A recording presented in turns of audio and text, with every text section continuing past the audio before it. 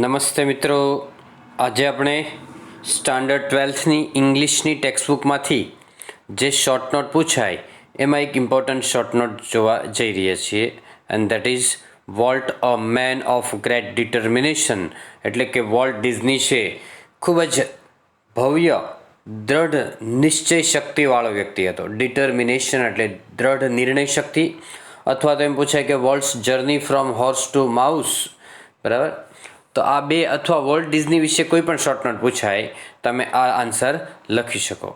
એક પહેલાં એક થોટ છે, જો all our dreams can come true if we have the courage to pursue them. આપણા બધા જ સ્વપ્નો સાકાર થાય છે જો આપણામાં હિંમત હોય એનો ફોલો કરવાનો, એનો પીછો કરવાની. પરસ્યુ એટલે ફોલો કરવું. Walt Disney was a tall, imaginative and industrious man. Walt Disney છે ઊંચો, કલ્પનાશીલ અને ઉદ્યમી માણસ હતો. He had an extraordinary ability to turn imagination into reality. તેનામાં કલ્પના શક્તિને વાસ્તવિકતામાં ફેરવવાની અદ્ભુત શક્તિ હતી. He made a sketch of neighbours horse and earned a nickel. તે એના પડોશીના ઘોડાનો એમણે એક સ્કેચ દોર્યો હતો શરૂઆતમાં, અને એક નિકલ એ કમાયો હતો. એક નાનો પૈસો છે ડોલરનો. He studied in cartooning in Chicago.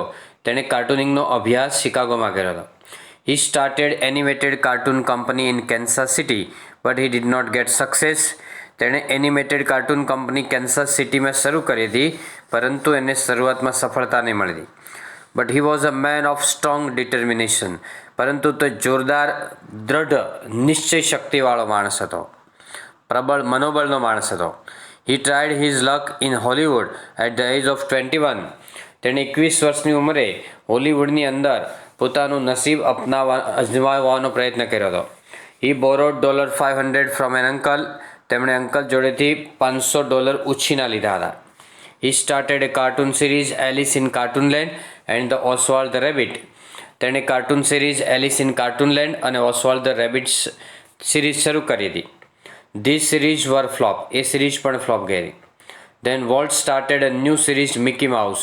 અને પછી વોલ્ટે મિકી માઉસ નામની નવી સિરીઝ શરૂ કરી હતી. Mickey Mouse got historical success. Mickey માઉસને ઐતિહાસિક સફળતા મળી હતી. Mickey was the first successful product of Walt's imagination. વોલ્ટની કલ્પના શક્તિનું સૌથી પહેલું અને સફળ પ્રોડક્ટ હતી, સૌથી પહેલી સફળ પ્રોડક્ટ મિકી હતી. His firm attitude lead him to a great success. એનું મક્કમ વલણ એ તેને ભવ્ય સફળતા સુધી લઈ ગયા હતા. Really you can if dream it you can do it.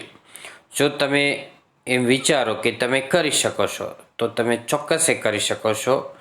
Okay friends, so that's all. Happy learning, happy sharing. Thank you very much.